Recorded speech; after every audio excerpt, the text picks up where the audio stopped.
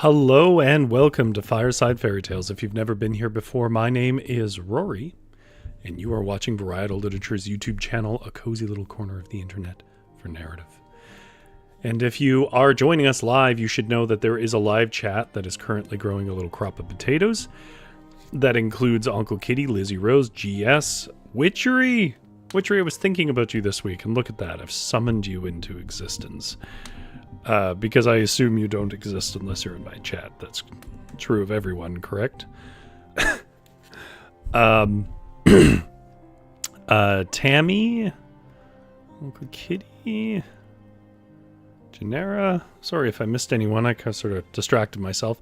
But if you're not watching this live and you don't want to watch a man be distracted, you can look down in the description below. There will be timestamps for the stories we're reading tonight. You can go ahead and click on those and go to the beginning of whatever story you're interested in.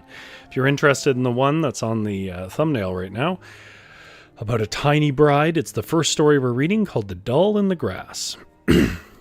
First of all, I'm very happy to see you, Uncle Kitty. I know that you've been through some not insignificant surgeries lately, and I'm really glad you're there.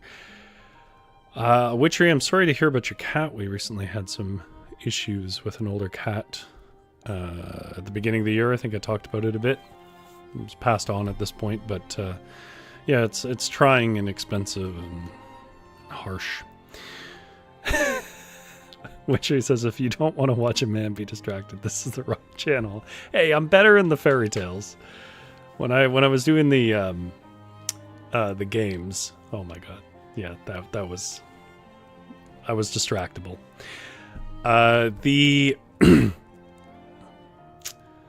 Also, sorry I was a little late. This is some nerd stuff, I'll be very quick, but my computer is dual booted, and almost everything is moved over to Linux at this point, but the stream stuff, because I just early on used Streamlabs to do this, which you don't need.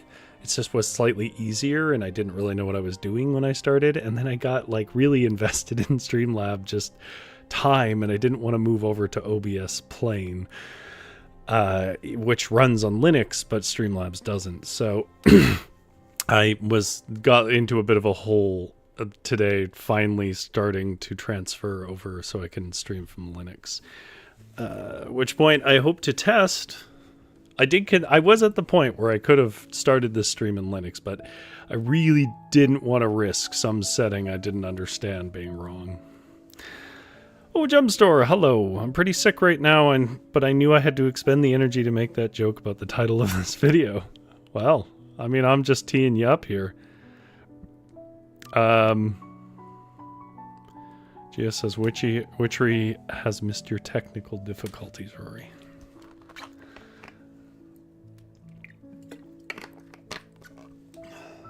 Okay.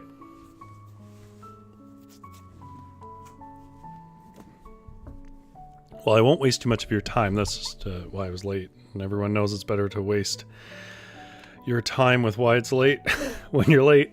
So then you're later. But we're reading 3 stories tonight. All 3 of them are coming from The Complete Norwegian Folktales and Legends of Asbjornsen and Moe, Volume 1. Annotated edition, translated by the incomparable Simon Roy Hughes, which you can buy on Amazon. I will have a link in the pinned comment when the video is no longer live. It is a Ventir book specifically. It is the most comprehensive and best translation I've ever found of Asbjornsen and Moe's works, Asbjornsen and Moe being the sort of Brothers Grimm of Norwegian folklore. Stuff in here that's never been in English. He added a lot of stories and so on. I'm not sponsored, but I should say that I know Simon. I talk to Simon with some regularity.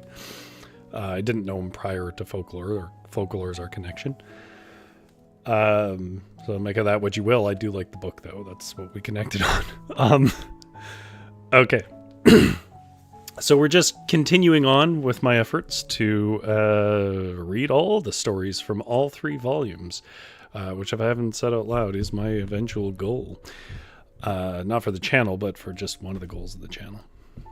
as far as what these stories are about, we're going to be reading Doll in the Grass, which is about a tiny bride. An utterly bizarre and very kind of adult. It's not as adult as we've ever read. The most adult we've ever read was a translation by Simon Roy Hughes, but it was from his collection of erotic folktales. And I read a selection from that. That was shockingly bawdy. But I guess that makes sense. But no, I mean, it's still bawdy. It's as Simon said when I was talking to him about it this week. He said it's like as risque as Bjornson and Moe ever got. And I agree. It's also just a strange story in its structure. It's strange, but it's called Paul Nextdoor, and we're gonna read that one. And then we're watching Herre, or reading Herre, which is a story you'll find out when we get there.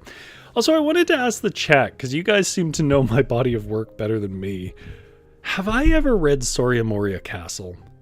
Because it is a name that stands out in my mind, but in none of my records that I keep do I have any record. They're not flawless records, though, but I don't have any record of me ever streaming it. But I'm sure I've read it. The name is so familiar. The story itself is that one of those things where it's a composition of things that we've seen a lot of times, especially in Norwegian folklore. But I'm curious if you guys would remember, because if not, I'll read it. It's on the longer side, but it is at least an interesting tale. Okay. But yeah, that's what we're doing. We're reading some Norwegian folklore tonight. Uncle Kitty says, doesn't ring a bell. You know what happens? I'll tell you why this happens. I will read stories, usually I read a story and it makes it to the stream. Like, there are some exceptions where maybe one week I'll read like 12 stories and can't find anything, but that doesn't happen very often. But when it does happen, my memory does not remember if I read that on the stream or not. So it could be the case that's what's happening here. Okay. Well, let's get to the Doll in the Grass.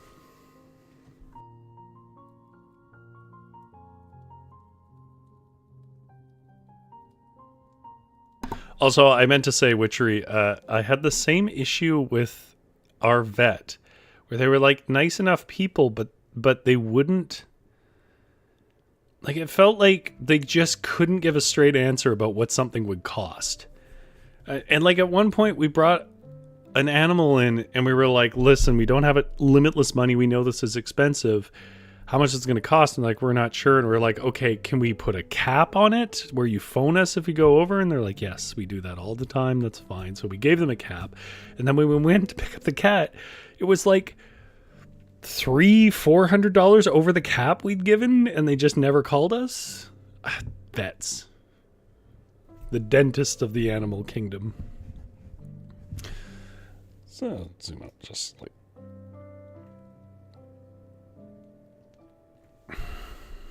there we go. Okay.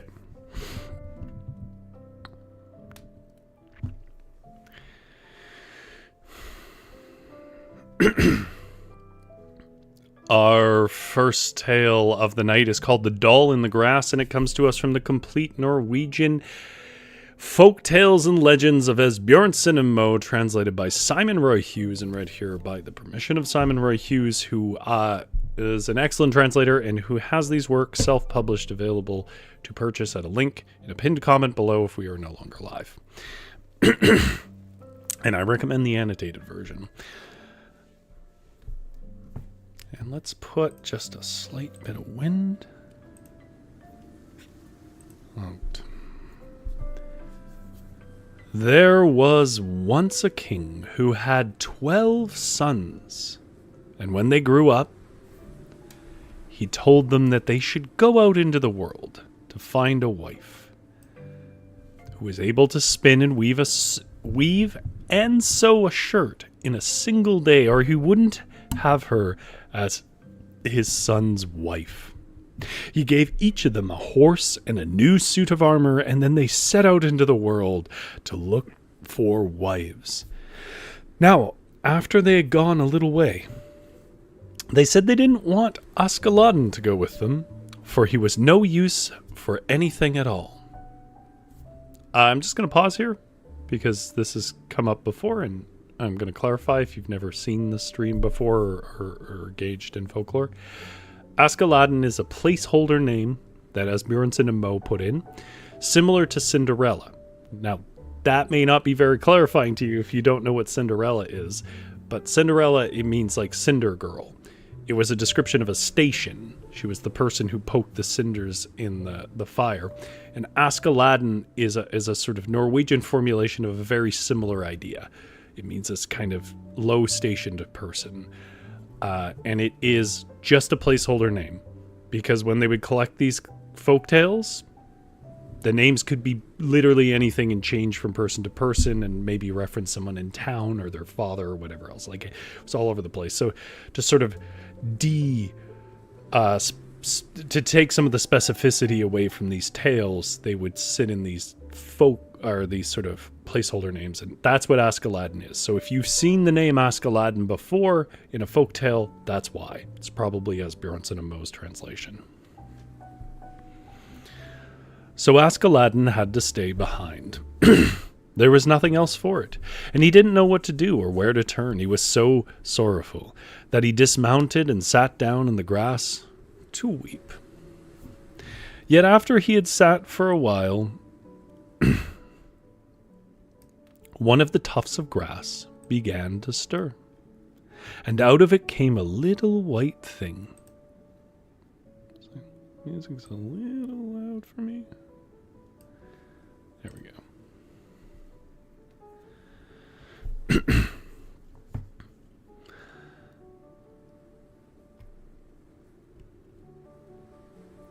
Yet after he had sat a while, one of the tufts of grass began to stir, and out of it came a little white thing drawing closer. Askeladden saw that it was a beautiful little girl, and she was so utterly small. And she walked over and asked him if he wanted to come down to see the doll in the grass. Yes, he wanted to, and he did. And when he had come down, there sat the doll in the grass on the chair, and she was so beautifully adorned. She asked Askeladden where he was going and what his business was, and he said that one of his 12 brothers, and that he was one of 12 brothers, and that the king had given them each a horse and armor, and told them to go out into the world to find a wife who should be able to spin and weave and sew a shirt in a day.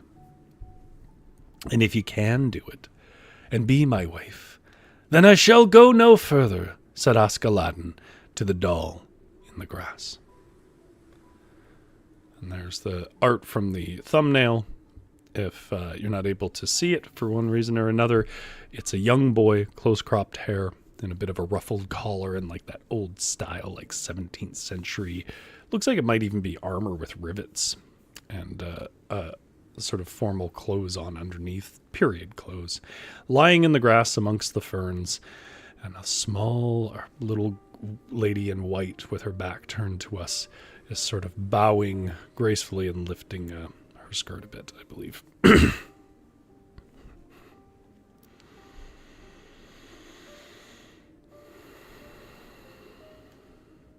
Yes, she would. And she hurried to finish spinning, weaving, and sewing a shirt. But it was so tiny, no longer than this, which is a funny way to show it. I don't know if this was Simon's choice, or whether this is from the original text. But what it is a long dash. So if you haven't seen it, a very long dash, like an underscore. But I would say it is about maybe an inch, 2 inches. This shirt Askeladden now traveled home with, but when he arrived, he was ashamed of it, for it was so tiny. Nevertheless, the king said that he would accept her, and so Askeladden traveled, cheerful and happy again, to fetch his little sweetheart. When he came to the doll in the grass, he wanted to lift her up on the horse. But no, she would not let him. She said she would sit and drive in a silver spoon, and she even had 2 small white horses that would pull her. And so off they set, he on his horse,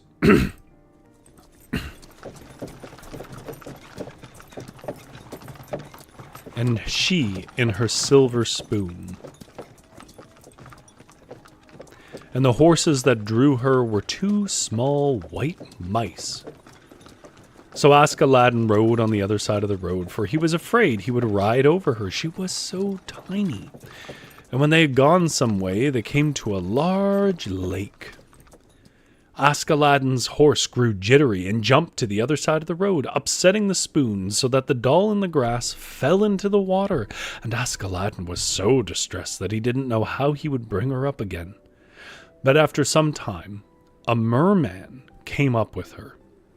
Only now she'd grown as big as any other adult, and much lovelier than she was before. And then he put her before him on his horse and rode home. And all of his brothers had already returned when Aladdin arrived, each with his sweetheart, and they were so ugly and hideous and mean that they had fought with their sweethearts on the road, and on their heads they wore hats that were covered in tar and soot, which had also run down over their faces, so that they looked even uglier and more hideous. And when the brothers saw Aladdin's sweetheart, they were all envious of him. But the king was so fond of them both that he chased all the others out the door. And then Aladdin held a wedding with the doll in the grass, and afterwards they lived well and happily for a long time, and if they're not dead, then they yet live. Then yet they live. There's a little drawing of them in the procession, I think. Except, well, I guess maybe this is the them arguing with their spouses, because I see them getting in fights along this procession in the road. It's a sort of pen ink drawing here.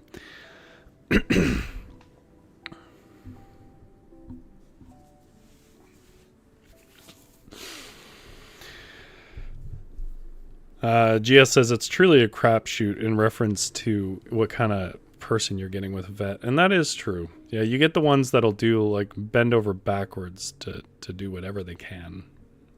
And then you get the ones that are, like, greedy. Greedy and manipulative.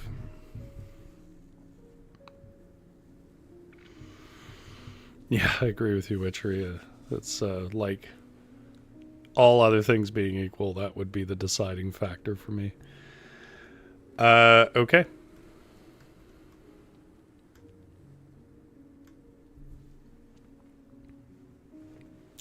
Also, somebody remind me, I got a comment on one of our videos. I think it was last week's.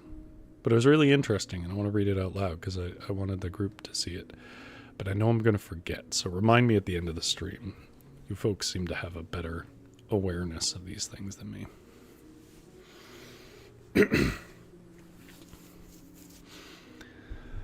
All right. I'm going to read this story. I'm just going to tell you ahead of time. I'm going to read this opening paragraph, and then I'm going to kind of like reiterate it to you, because I had to read it 3 times to understand what it was trying to portray. There are a couple of points in this story where just the way it's chosen to name its characters and so on has made it a bit jumbly to read at times. I know that's not on Simon, because all his other writing is very clear and so on. It's something about the formulation of the story. So if you feel a bit lost, just know I got a bit lost too in this story. It's a strange story. It's a strange story. We'll leave it at that. You decide how you feel about it. Our next tale is called Paul Nextdoor. And it also comes to us from the Complete Norwegian Folktales and Legends of Asbjørnsen and Moe, translated by Simon Roy Hughes and put out independently by, Eventyr Books. Excellent translation that you should buy. If this is no longer live, there will be a pinned comment below where you can find it. And as I said, I recommend the annotated edition. There was once upon a time a woman who had a husband who was deaf to a great degree. And so she held the boy next door, whom they call Paul Nextdoor, more dear. The servant boy at the deaf man's knew well that there was something going on between these two, and he once said to the woman, "Dare you wager $10 against me, mother, that I can get you to expose your own shame?" Pausing here, to just sort of summarize what you just heard.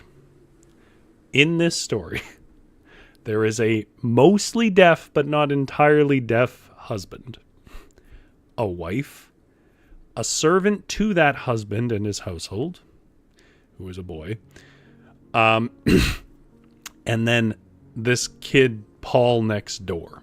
So there's 4 people involved here. The servant of the deaf husband has set a wager against the wife that he can get her to expose that she is cheating on her deaf husband with this boy next door. That's the premise. Maybe you got that right away, but it took me a few rounds with this to get it.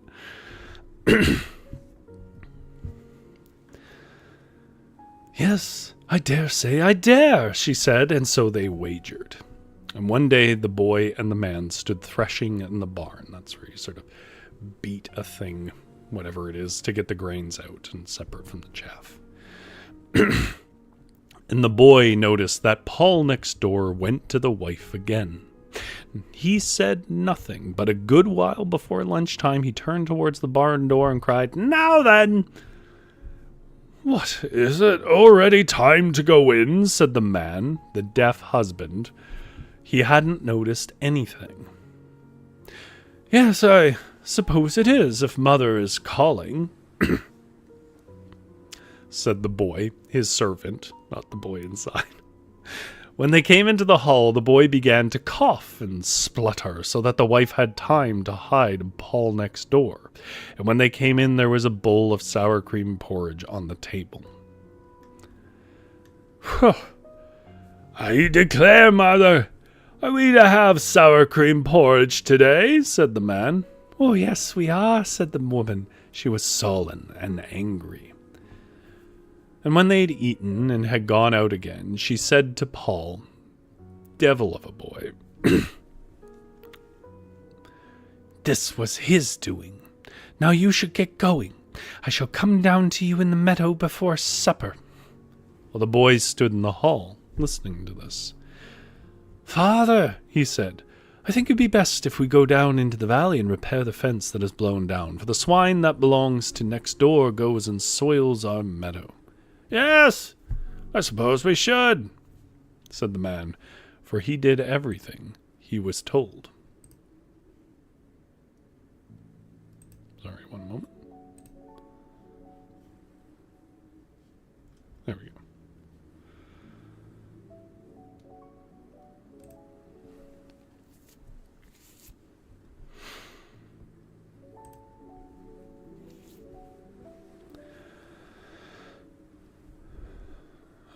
Before supper, the woman wandered down to the meadow with something hidden beneath her apron. "No, no, mother. You are hardly yourself any more," said her husband. "Are we to have an early supper, too?" "Oh, yes, I suppose you are," she said, much angrier than before, and they lived well, eating both lefser and butter, and drinking brandy too. A lefser, I've mentioned this before, is a Norwegian flatbread. It's the shortest version of it. You can look it up if you want to know. It's a little more complex than that, but that's about it. "I will take some to Paul next door, mother," said the boy, "for I doubt he's had an early supper." "Yes, do that," said the wife, and she was pleased. And on the way, the boy picked pieces of the lefser, which he dropped now and then. And when he came to Paul next door, he said to him, "You should watch yourself, for our master has noticed how often you come to his wife. He doesn't like it much, and now he's sworn to set his axe in you as soon as he sees you." Well, Paul grew pale and was afraid, and the boy went back to the man. "There is something that needs your attention on Paul's plow," he said. "He asked that if you should take your axe and go to him to fix it a little." And so the man took his axe with him, but Paul next door had hardly seen him before he ran off as quickly as he could, because, of course, he believed he was coming to kill him. The man turned to the plow and looked it all over, but he couldn't see anything that needed fixing, especially nothing that needed an axe. So he turned back again, but on the way he picked up the pieces of lufser that the boy had dropped. The woman stood a while and wondered what it was that her husband was gathering. "Oh, father's picking up stones," said the boy, "for he has noticed that Paul next door runs over to ours so often. The fellow doesn't like it much, so now he's sworn that he will stone mother to death." While the woman ran off as quickly as she could.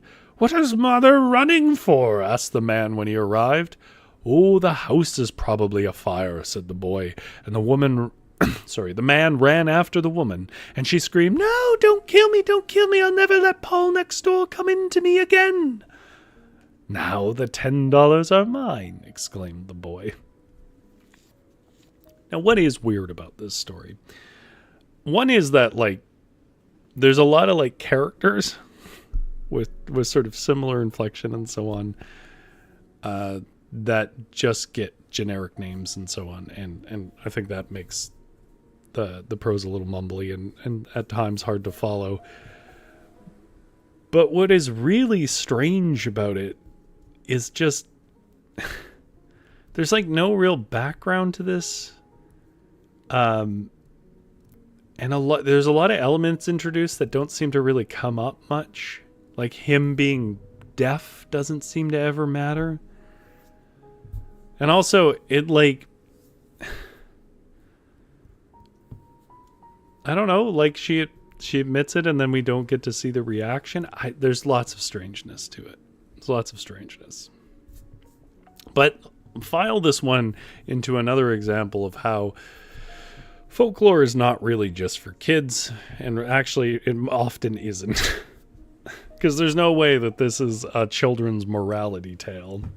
Every time folklore comes up in like the news or popular media, they're like, it's our way of transmitting lessons across history. And I'm like, I don't know, sometimes, but just as often it's our way to keep a bunch of drunks happy. Witchery says him being deaf seems to just be to make him seem lesser, I think. I think it's also meant to explain why he's never heard them. That was sort of my first guess. It's a weird story. The next one is a pretty good one, though. Not Soria Moria for the reason I mentioned. There we go. But we will get to Soria Moria. If I did indeed never read it. Janera says maybe deafness is a metaphor for him being a neglectful husband and he never listens to her. I like that idea. I mean, the text of it certainly doesn't do anything to build that out, but I think that exists there and you could easily make your own version of it that's a little more coherent and compelling. Which, by the way, this is your seminal reminder. I should bring it up more often. There is no canon. These stories are made to be retold. Make your own versions. Anyone who tells you otherwise is a casual who doesn't really understand folklore.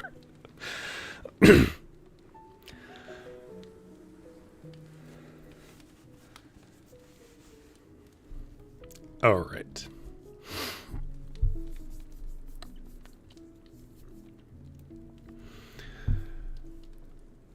We are going to read our last story of the night. It's not super long, but it is, I think, the longest of the three. I think. And I think it is probably the best of the night. It's definitely the most coherent. You know, Doll in the Grass and Paul Next Door both really feel like they have some gaps. There's no real explanation why the Doll in the Grass, it grows big and a mermaid comes out. Or a merman, I guess. This just really, it just things happen. This is a little less that. Our final story of the night is called Herre, and it comes to us from the Complete Norwegian Folktales and Legends of Asbjørnsen and Moe, translated by Simon Roy Hughes, put out by Eventier Books. And and available for purchase at a pinned comment below if we are no longer live.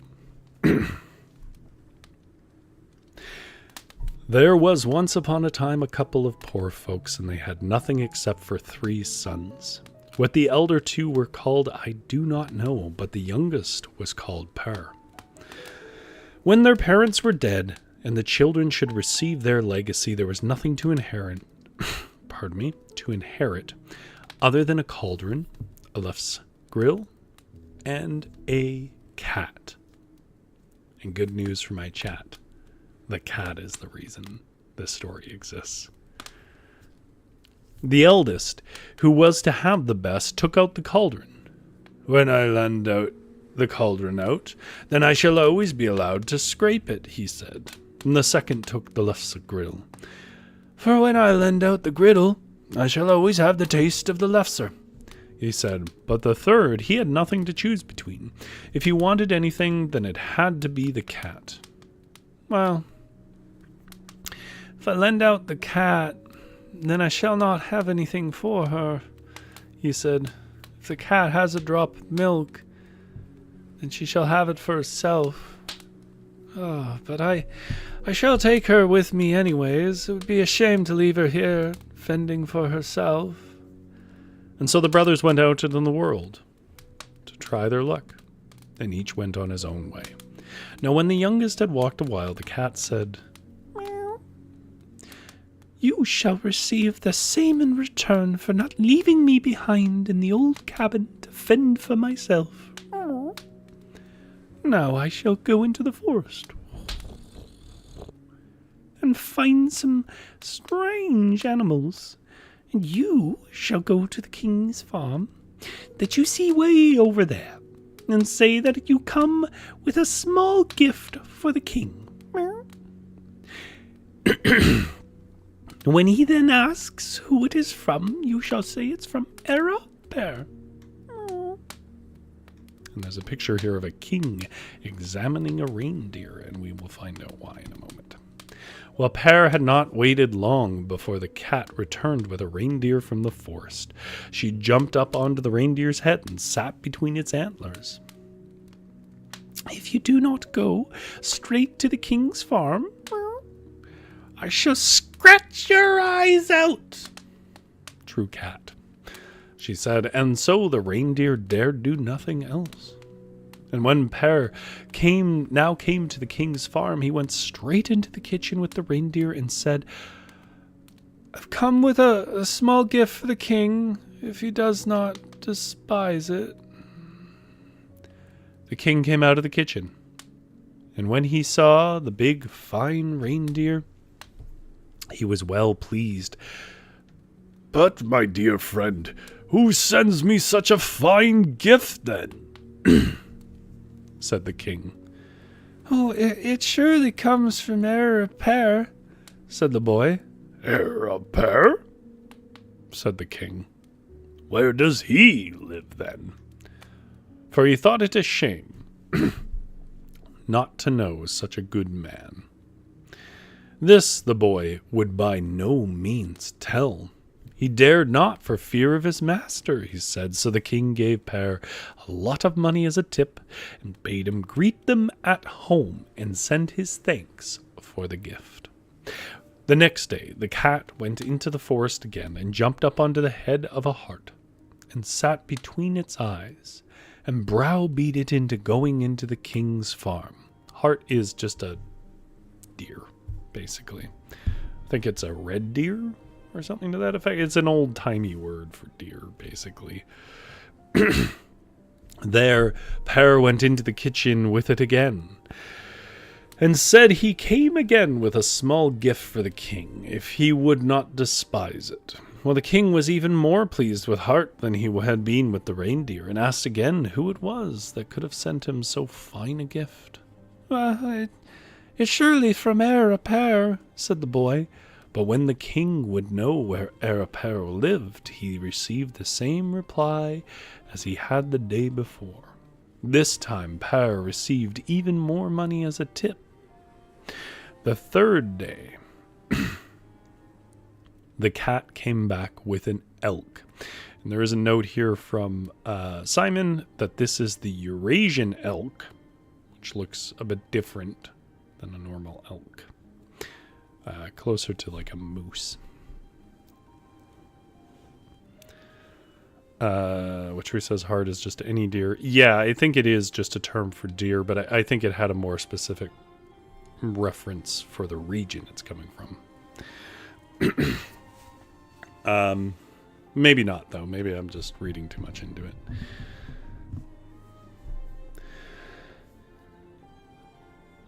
Yes, the third day the cat came back with an elk. When Herre then came into the kitchen on the king's farm, he said that he again had a small gift for the king, if he would not despise it. The king came out to the kitchen at once, and when he saw the beautiful elk, he was so glad that he did not know which foot he should stand on. And on that day he gave Herre even more, much more money as a tip. It was at least $100. He would now learn where this Herre lived. And he inquired and asked both about this and about the other. The boy said that he dared not tell, for his master had forbidden it, both strictly and sternly.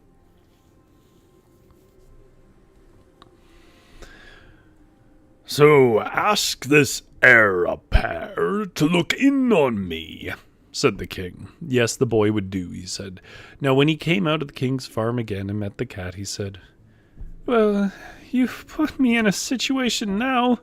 The king wants me to visit him. I have nothing but the rags I stand and walk in." "Oh, don't you worry about that," said the cat. "In 3 days' time, you shall have horses and a carriage and such a beautiful clothes that the gold shall drip from you. And then you shall be able to visit the king. But whatever you see at the king's, you shall say that you have much finer and more beautiful home. You must not forget this." No, Herre would certainly remember that, he said. And when 3 days were up, the cat came with a carriage and horses and clothes and everything Herre needed. Everything was so beautiful that no one had ever seen the like, and so he traveled, and the cat ran with him. The king received him both good and well, and whatever the king offered, and whatever he showed him, then Herre said it was good enough, but that he had even finer and more beautiful at home. The king liked this no more than a little, but Herre insisted, and finally the king grew so angry that he could no longer control himself. "Now I shall go home with you," said the king, "and see if it is true that yours is a finer and more beautiful home, and if you are lying, then God help you. I say no more." "Well, you've put me in a situation," said Herre to the cat. "Now the king wants to come home with me. But my home is not easy to find." "Don't worry about that," said the cat. "You just travel behind where I run before." So they traveled, first Herre, who drove behind where the cat ran before, and then the king with all his company, which is quite substantial. Kings traveled with like cities. When they had driven a good distance, they came to a great big flock of sheep that had wool so long that it nearly reached the ground. "If you will say that the flock of sheep belongs to Herre when the king asks you, then you shall have this silver spoon," said the cat to the shepherd. And when he had taken the silver spoon, she had taken that silver spoon from the king's farm. What a cat. Yes, he would do so. So when the king came, he said to the shepherd, "Well, I've never seen such a beautiful big flock of sheep. Who owns it, my little boy?" "It is certainly Herre's," said the boy. After a little while, they came to a great herd of striped cattle, and they were so sleek that they gleamed. if you say that the cattle belongs to Herre, when the king asks you, then you shall have this silver ladle, said the cat to the Herre girl. She had also taken the silver ladle from the king's farm. Yes, of course, said the Herre girl. And when the king then came, he wondered at the great big cattle, for he'd never seen such beautiful cattle before, he said. And so he asked the Herre girl who it was who owned the striped herd there. Oh, it's Herre's, said the girl. Then they traveled a little farther, and when they came to a great string of horses, they were the most beautiful horses one might see, big and sleek, and 6 of each kind, both red and bay and blue. If you will say that the string of horses is Herre's when the king asks you, then you shall have this silver stirring stick, said the cat to the herder. She had also taken the stirring stick from the king's farm. Yes, he certainly would, said the boy. And so when the king came, he was simply in wonder at a large string of beautiful horses, for he'd never seen the like of such horses, he said. He then asked the herder boy who the red and bay and blue horses belonged to, rather. And there's a little painting here. It looks almost watercolory in its construction. It's a herd of horses. Unfortunately, it's not in color, so we don't get to see the colored horses, but they are a healthy set of horses, and you can see in the background a little carriage moving along with the king in it.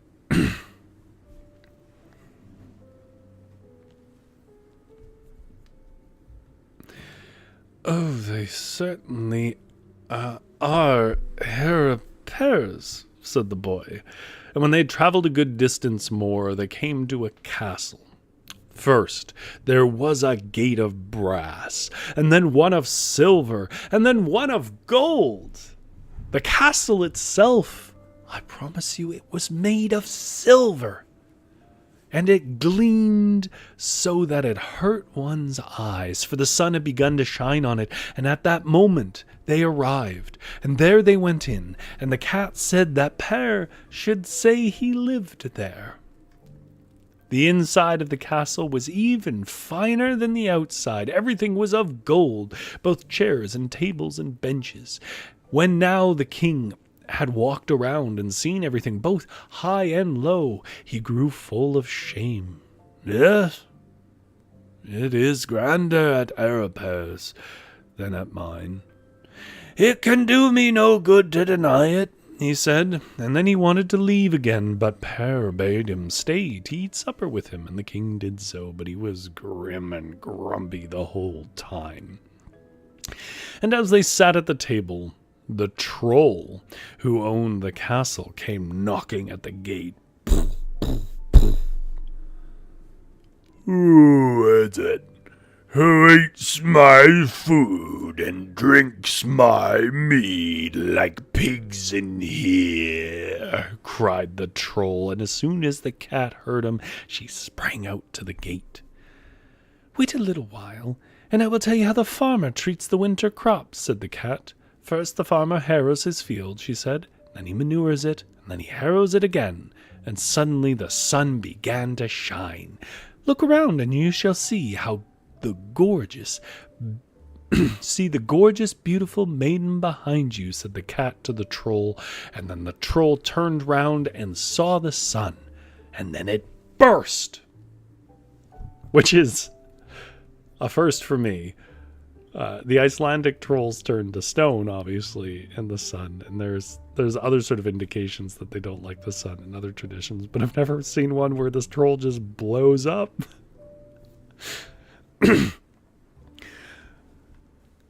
Now, all of this is yours, said the cat to Herre. And now, you must chop off my head. It is the only thing I require of you for the service I have given you. No, said Herre. That is something I will not do. Well, said the cat, if you do not do it, then I will scratch out your eyes. So Herre had to do it. And even though he did not want to, he chopped off the cat's head. And immediately she became the most gorgeous princess anyone could behold with their eyes, and Herre was completely taken with her. "Yes, this glory has been mine before," said the princess, "but the troll there had transformed me, so that I had to be your parents' cat. And now you may do with me what you will, if you will have me as a king or not. For now you are king over the whole kingdom," said the princess. "And oh yes, it may well be that Herre would have her as queen. So there was a wedding and a feast for 8 days, and then I was with Herre and his queen no longer."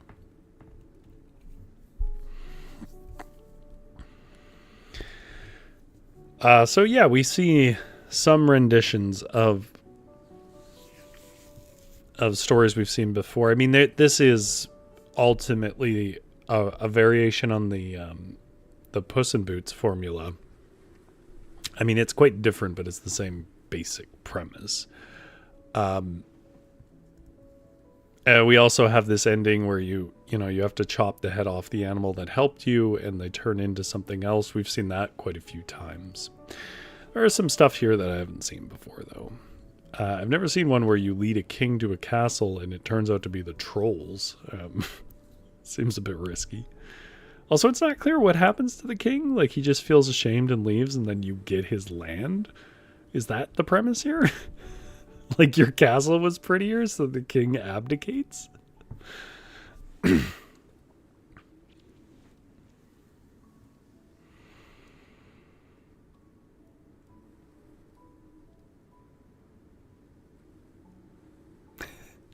We're talking about the existence of the Fae, and that perhaps their absence is why we're in an industrial nightmare. It's funny, I do have sort of a loose premise for a series of short stories about that idea that I haven't really finished. Witchery says, few things are as mean as zebras. Is that because they're generally wild? Like, cows obviously have been a lot more domesticated because we were comparing them to cows. But have zebras really been through much domestication? Because I know that wild horses apparently are quite vicious. But I really don't know much about these things. Yeah, Genera says, that's all it takes to get land. Time to go shame some billionaires. Well, if they had shame, they wouldn't be billionaires. I wanted to read a comment. And what's the fastest way to get there?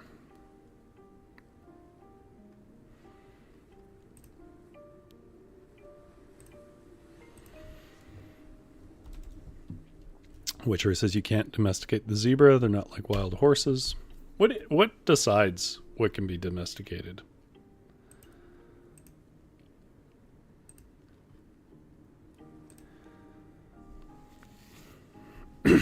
Tammy says, good night, everyone. Thank you so much for the great stories, Rory. I hope you all have a great week and everyone has sweet dreams. Thank you, Tammy. Hope you have a good week, too. Okay. So this is from Zushiba, who commented on the video last week, which is about the zombies of Russian folklore. The comment initially was this very funny comment that all Russian folklore is about zombies saying some stuff, and then a hero rooster comes along and murders them with daylight, which is true. It's a very distinct pattern of the story. But they gave an interpretation here that I find quite charming and interesting. So I wanted to share it here. I have a different interpretation. I'm reading from the comment now. I have a different interpretation of the drinks with the dead passes 300 years by story. It sounds more like a cautionary tale of letting the past stay in the past or you'll let your future slip away. The man was faithful, perhaps more faithful to this dead friend and their promise than he was to his future wife. The story makes a very purposeful detour. On his wedding procession, they pass by the graveyard, and instead of continuing on towards his future, the main character instead takes a purposeful detour to visit his dead friend and entertain him instead of having moved on. He comes back and finds that 300 years have passed by, and not only does he recognize no one is waiting for him. The friend wasn't different or changed by death. He simply existed in the past and wasn't beholden to any future events because he had no future. I don't think he purposely held his friend back for 300 years, causing him to lose out on getting married. I don't think he was being spiteful or evil. He was just dead and had no concept of what was going on in the living world, which I think is actually a really solid interpretation. The only thing I would really say in response to it is, I don't know that is why this folktale was put together that way, because folktales tend to just be sort of collages of things that people have told stories about. Like, this level of interpretation suits maybe more single author works than folklore. But I do think, if we take the idea that the text is all we have and you don't need to mind read anything, which is something I do, I am partial to on the back of my philosophy degree, that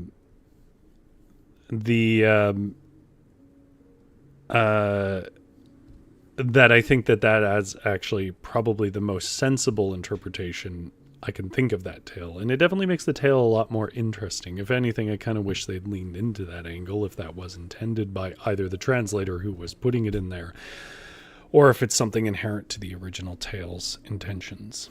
But thank you very much, Zushiba. That was a really cogent and insightful comment, if you watch this.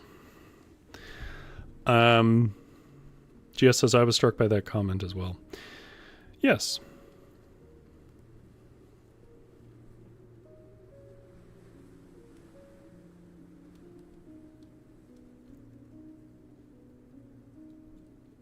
Oh, we're talking about why zebras aren't tameable. Okay. Well, I will read that in my own time. So,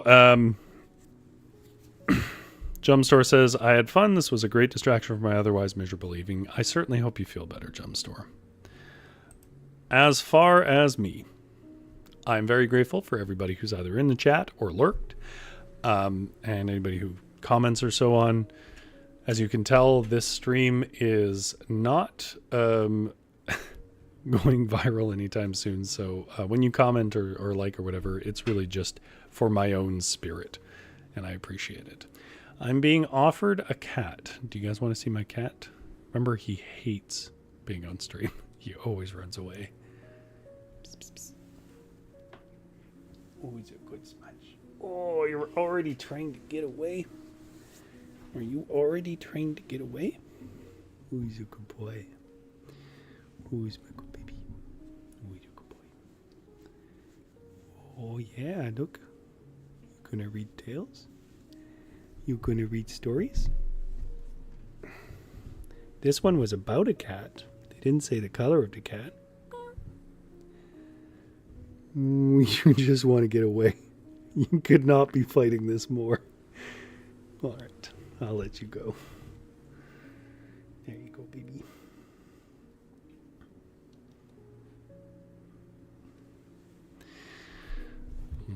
Well, the chat likes you, even if you don't like them.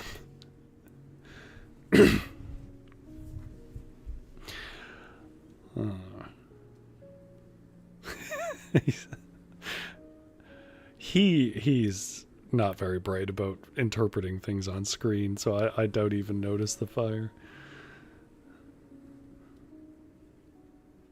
Jump Source is not with that attitude, Rory. It's been, what, 4 years or something? Pushing 5 at this point? It's not happening. All right. Well, that is our stream. A good little kitty to take us out. As far as everybody in the chat, well, thank you very much for lurking or chatting, or your comments or likes again are just sort of good for my soul. Tells me that people saw it and enjoyed it. But not enough people are going to watch and click on any of this to make that a difference, a dent in the algorithmic implications of it. So do it if you liked it. And that's about it. Yeah, I agree with that, Witchery. Although I do feel like I did look at, like, I watch Twitch in other settings. There's a whole culture to Twitch that I'm less keen on. Like, when I'm on Twitch, I usually lurk.